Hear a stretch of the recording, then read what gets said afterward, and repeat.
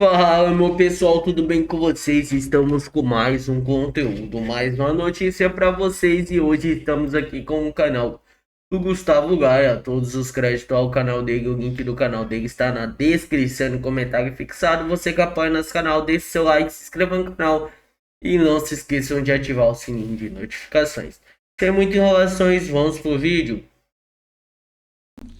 É impressionante como não há gratidão entre bandidos, né, entre grupos criminosos. Lula foi descondenado pelo STF. Lula foi tornado elegível novamente pelo STF. Lula foi colocado na presidência pelo STF. Lula viu seu adversário eleitoral ser destruído e censurado pelo STF. E agora Lula decide dar um chega pra lá no STF. É engraçado. Quando convém, é um consórcio. Agora que está no período eleitoral, Lula manda recado para magistrados, que não tem magistrado nenhum ali, tá? Mas para ministros do STF, que ele não quer se associar a eles mais. Olha essa matéria que saiu na Veja. A pesquisa e a reclamação de Lula contra o Supremo em ano eleitoral. Petista acredita que STF tem potencial para desgastá-lo junto ao eleitorado e faz recado chegar ao tribunal. Por que ele tem medo de ser desgastado, né? Aqui, Alexandre de Moraes, ligado ao Vorcaro, recebia dinheiro do Vorcaro, viajava no jatinho do Vorcaro, mandava mensagem de visualização única para o Vorcaro, um defensor do mafioso. Dias Toffoli, que o Lula colocou no STF, recebia dinheiro do Vorcaro, é só seu culto empresa que recebia do Vorcaro, e tentou defender o Vorcaro no processo, numa investigação que ele era o relator. Aí eu venho para a matéria.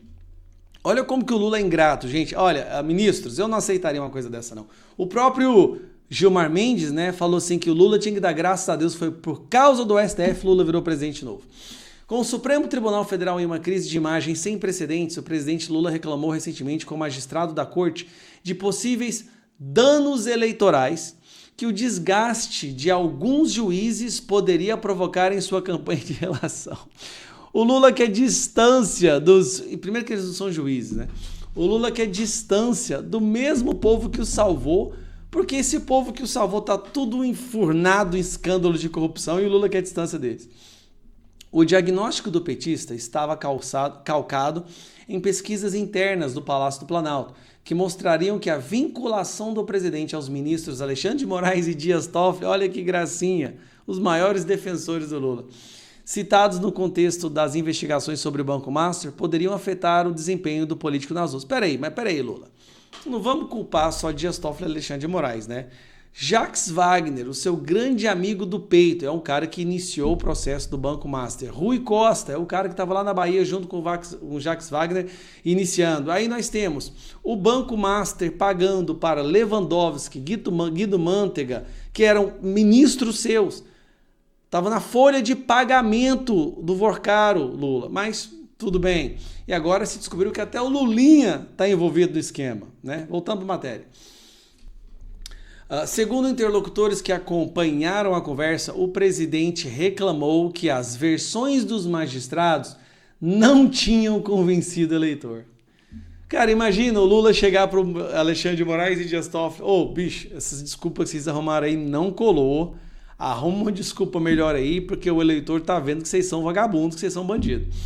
Que parte da população o associava aos ministros desgastados com o caso Master. Ato contínuo dizia que manteria a defesa pública do tribunal ao longo da campanha, mas que também era preciso que a corte se ajudasse. Lula está convencido de que o Supremo é um peso eleitoral para ele. O diagnóstico é do próprio presidente, embora o médico tenha sido Sidônio. O Sidônio falando para ele, Lula, se afasta desse povo que esse trem deu merda. Os escândalos envolvendo o ex-banco de Daniel Vorcaro já havia levado o ex-líder do governo, Jacques Wagner, e o ministro da Secretaria de Comunicação, Sidônio Palmeira, a procurar interlocutores no tribunal para explicar a relação do PT com antigos sócios do Master. Como o empresário baiano Augusto Lima, Wagner, por exemplo, garantira a magistrados não ter cometido irregularidade nenhuma em sua relação com Lima. Embora em julho tenha sido alvo de uma das fases da Operação Compliance Zero por suspeitas de que recebiam Lula e Moraes haviam se aproximado por conta de inquéritos que alvejavam o ex-presidente Jair Bolsonaro. Foram os capangas do Lula, né? O Alexandre de Moraes e o Dias Toffoli. Os capangas para censurar o povo brasileiro. O inquérito das fake news foi aberto pelo Dias Toffoli. Alexandre de Moraes fez de tudo para proteger o Lula e atacar o Bolsonaro em 2022.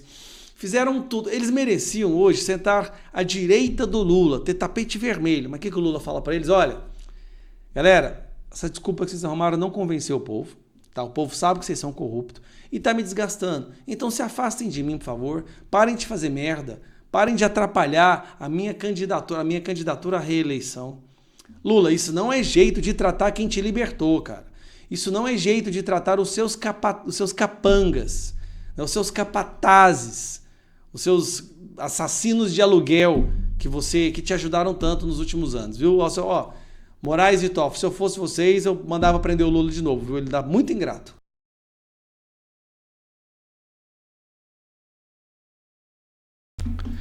De repente, o governo Lula teve uma brilhante ideia para arrecadar mais dinheiro, para arrancar mais dinheiro do povo trabalhador.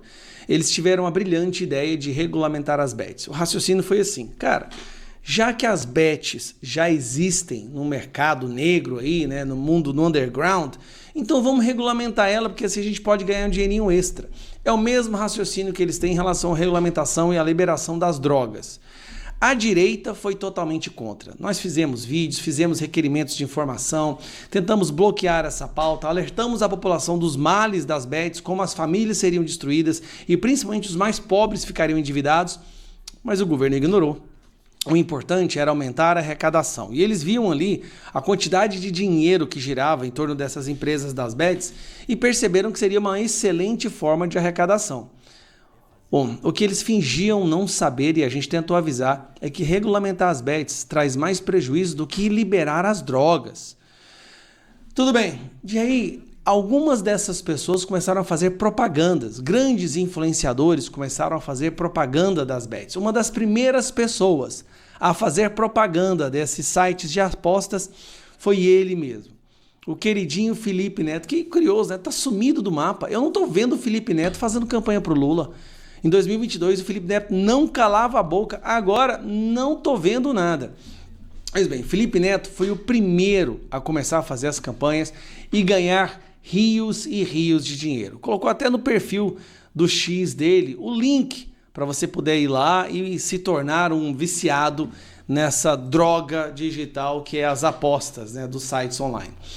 Dito isso, outras pessoas também, grandes influenciadores, começaram a receber dinheiro. Aí que entra a Virgínia. Meus amigos, eu tenho um nojo dessa Virgínia que eu não consigo explicar, sabe? Assim, desde que ela, quando ela foi enterrar o pai dela, que ela jogou as cinzas do mar e foi fazer dancinha no TikTok, eu sinceramente eu não dou conta dessa pessoa. Mas agora, parece que depois que o governo regulamentou as bets, ele quer ir para cima das pessoas que fazem a propaganda das bets. O governo viu que as bets endividou a família brasileira.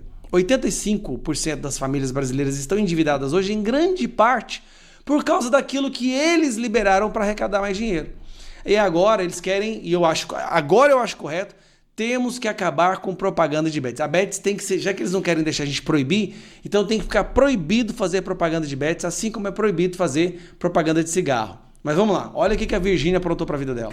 Olha, nós vamos continuar falando de bets, porque o Ministério Público do Distrito Federal, a gente deu aqui ontem, né, pediu a condenação da empresa de apostas Blaze e da influenciadora Virgínia Fonseca. Pediu ainda o pagamento dela de 120 milhões de reais por danos morais coletivos. Pois bem... Rapaz, 120 milhões de reais é muito dinheiro. Eu acho que é o bastante para poder quebrar a Virgínia. A investigação diz o seguinte, que a Virgínia tem dezenas de milhões de seguidores nas redes sociais, ela poderia receber até 30% de comissão quando os seguidores ou os apostadores perdessem. Você entendeu isso? A Virgínia ganhava dinheiro quando as pessoas que ela indicasse, entrasse na Blaze por ela, perdessem. Ou seja, o que ela queria? Para ela ganhar dinheiro, o povo, o seguidor dela tinha que perder dinheiro. Ou seja, ela ganharia 30% de quem perdeu, de quem tomou prejuízo. De acordo com o documento do Ministério Público, que foi obtido pela CNN Brasil, a Virgínia, ela participava de um modelo, vou abrir aspas aqui, estruturado de captação de apostadores, Esse esquema seria comandado pela plataforma Blaze durante os Jogos da Copa do Mundo. O promotor responsável por esse caso disse que a Virgínia fez propagandas durante os Jogos sem deixar claro o caráter publicitário dessa divulgação, coisa que vai desaparecer agora, por exemplo, com essas novas regras do Ministério da Fazenda. A defesa da Virgínia está negando as acusações. É claro. Virgínia ganhava dinheiro quando o seguidor dela perdia. Ela mandava o seguidor dela para o abatedouro. Isso em qual empresa? Na Blaze. Qual foi a primeira pessoa a divulgar Blaze no Brasil? O nosso querido amigo Felipe Neto. A investigação tem que alcançar Felipe Neto também. Se a Virgínia fazer isso, o que garante que o Felipe Neto também não ganhava em cima da perda dos seus seguidores? Cara, é impressionante. Nada desse pessoal presta. Agora, bets, isso tem que ser proibido. A bets tem que ser extirpada do Brasil. Gente, o estrago que isso causou, principalmente nas pessoas mais pobres, nas famílias mais pobres, as histórias que a gente escuta de gente tirando a própria vida, de gente queimando tudo. Cara, é triste que vocês não fazem ideia. É como se fosse o vício do crack isso aqui. Por que que o governo fez tanta insistência para liberar isso aqui? Agora viu o estrago que fez e está querendo remediar uma coisa que eles causaram no povo brasileiro.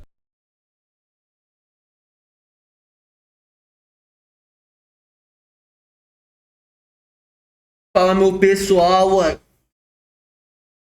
estamos aqui no Conexão Política, o site que traz a verdade ao povo. Se você não é inscrito no canal, se inscreva no canal. Não se esqueçam de ativar o sininho de notificações para vocês serem notificados de todos os nossos vídeos.